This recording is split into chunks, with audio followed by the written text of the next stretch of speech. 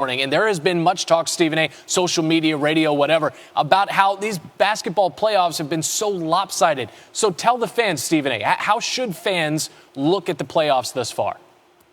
Well, what you have to do is you have to look forward to the finals. It's always been about the trilogy since last July 4th when Kevin Durant decided to dramatically shift the balance of power in the Western Conference, ensuring essentially that the Golden State Warriors will go back to the NBA Finals yet again.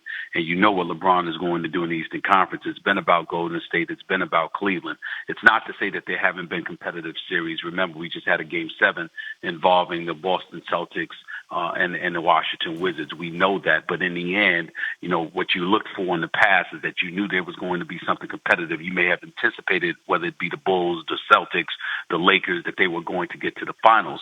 But there was always somebody else, like a Detroit, like a Philadelphia 76ers with Dr. J. Julius Erving, like the Knicks with Ewing, and the Pacers with Reggie Miller and others that could make things compelling and interesting and give you some reason to believe that there was going to be some kind of competition leading into the finals.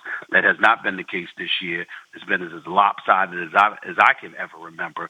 And all you can do is hope and pray that the Golden State Warriors and the Cleveland Cavaliers give us the kind of epic finals that we've been anticipating, because specifically as it pertains to the last two rounds of these playoffs, it's been incredibly disappointing, to say the least. Stephen A., those two teams, the Cavs and the Warriors, perhaps the biggest culprits in just how lopsided these playoffs have been. So who impresses you more, Cavs or Warriors? Well, it's been the Warriors up until, you know, the Kawhi Leonard injury. It's been the Warriors because you saw somebody different step up on particular nights, whether it was Steph Curry. You see him coming on strong. Klay Thompson, he's been up and down. Draymond Green, he's been relatively consistent. And Kevin Durant is obviously proven to be one of the top two players in the world.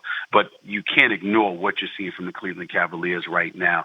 They were ranked 22 defensively coming into the playoffs because of their defensive deficiencies, and yet they've amped it up to another level, and they've been absolutely surreal. I don't think we've ever seen LeBron James play the way that he's been playing. And now what's made it interesting is that you're witnessing a guy like Kevin Love really come into his own. Remember, during last year's NBA Finals, he was relatively anemic offensively. He did other things well, but offensively, in terms of point production, he wasn't that strong. Now you've seen him hit like 12 three-pointers in the first two games of the Eastern Conference Finals. LeBron is feeding him. He gets off. Klay Thompson shoots 100% from the field in game one. You see Kyrie Irving come around in game two. You see J.R. Smith and Kyle Korver struggling, and it means absolutely nothing because of the dominance that they're displaying. Plus, they've amped it up defensively, and when you walk into Boston and you are up by 50 on the road, it speaks to the level of dominance right now. So my answer to that question would have been the Warriors up until these first two games of the Eastern Conference Finals, watching Cleveland do what it's been doing. The fluidity with which they're playing, they've been very, very impressive.